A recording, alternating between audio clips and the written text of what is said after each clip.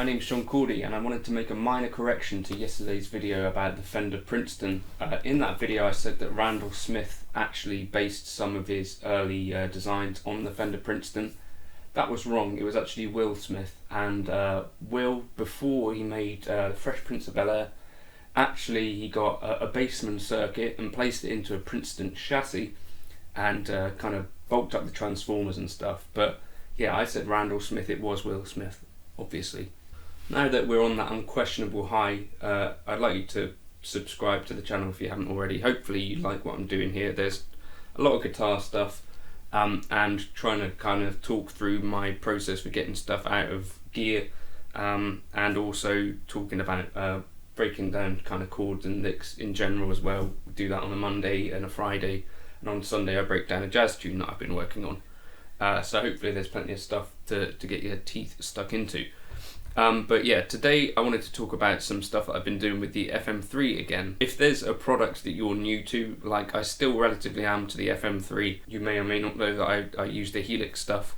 That feeling of, you know, option paralysis is a very real thing, and so I just wanted to get back to basics again. And so what I did was, there's a video that I did a while back about some of my favourite clean amps on the FM3, so I went back to that preset and that became my starting point. So I was listening to my favourite of those presets, which is the double verb.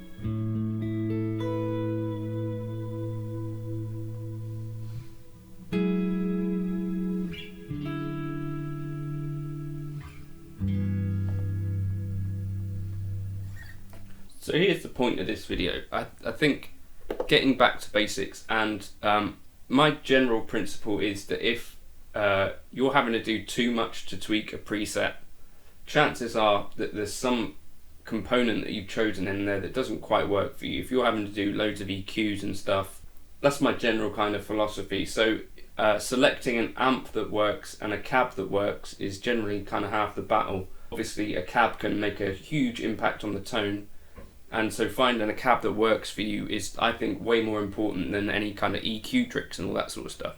So this preset is really simple. I've just got the in block, a little tremolo block, and then the amp, which is the double verb normal, and I think it's got basically the stock settings on that.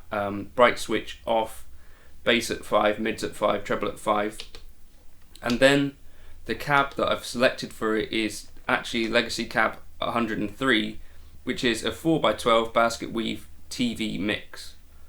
And I'm going to assume that means that it's a Marshall cab of some kind. I'll check that out, but I think that's the case. But anyway, after that I've got the Plex reverb and then a Nimbo Stratus reverb, and then just out. So basically tremolo, amp, cab, delay, reverb, or 2 reverbs. And so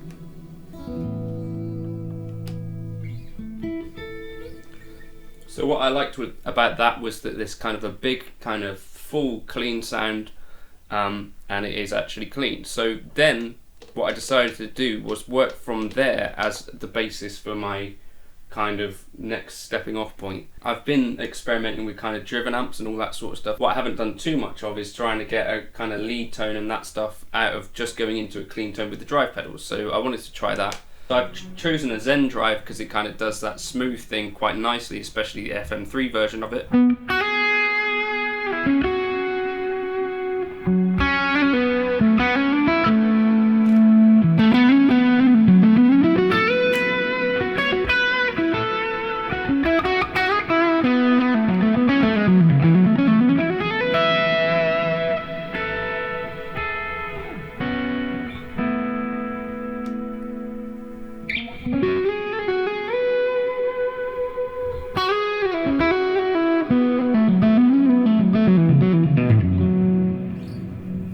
not too aggressive. There's obviously some very aggressive drives, and if you're going into a twin amp, you have to be a bit picky about which kind of things you use, otherwise things can get quite spiky.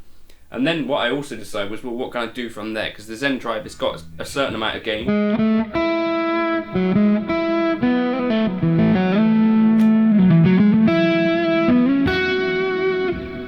but it's like about as much as a tube screamer. So I decided, what if I just stack Zendrives? So I've got another Zendrive.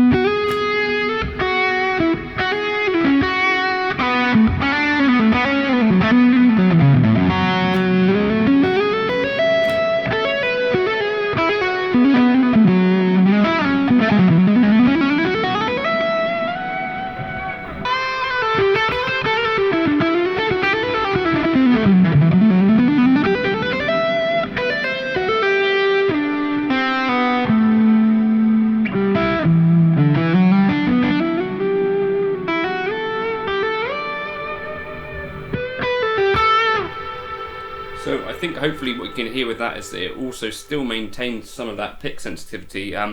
So you might think, well, stacking two Zendrives together might not work crazily well, but I think that works.